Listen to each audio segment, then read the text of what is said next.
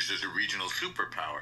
But that's as of June, when we had our 12-day war, because before that, we were fighting proxy wars. So if you go all the way back to the period after Israel declares independence and then kicks the ass of those nations that tried to wipe us out, it became a proxy war in the Cold War, meaning the United States was behind Israel to keep the sort of the Western power in the conflict, and Russia, or I should say the Soviet Union, was backing the Arabs, and that was the play there. And then the Soviet Union imploded, and so the United States was the only remaining superpower, and Iran shortly thereafter stepped into the vacuum and became the greatest sponsor of terror in the region. So there was actually an existential threat, Alan, from Hezbollah to the north. They had a lot of missiles.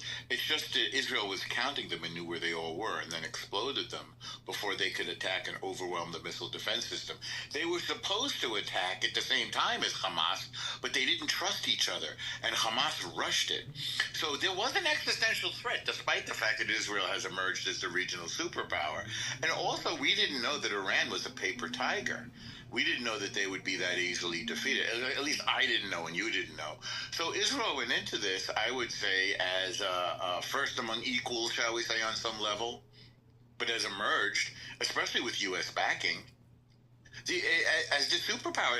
The U.S. doesn't want to get involved in this. U.S. would just as soon sell Israel the weapons and let Israel be the peacekeeper in the region. And the other stuff that you said, I kind of agree with. I'm not anti-Islam, but I am anti the destruction of the rule of law and decency, the kinds of things that you're seeing and that you're talking about around the world. We're worried, I think, that this is this weird sort of fake coexistence going on that's then going to turn into a real subversion and a destruction of the values that we hold dear. All of our freedoms, free market, free to dress the way we want and express ourselves the way we want and trade the way we want.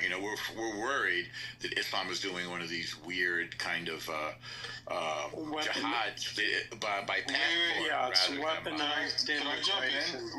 Yeah. Could I jump in with that? So, Norm, I have a question for you.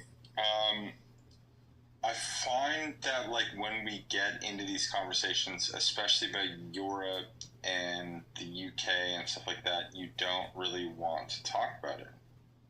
I do agree. I do kind of agree with you. But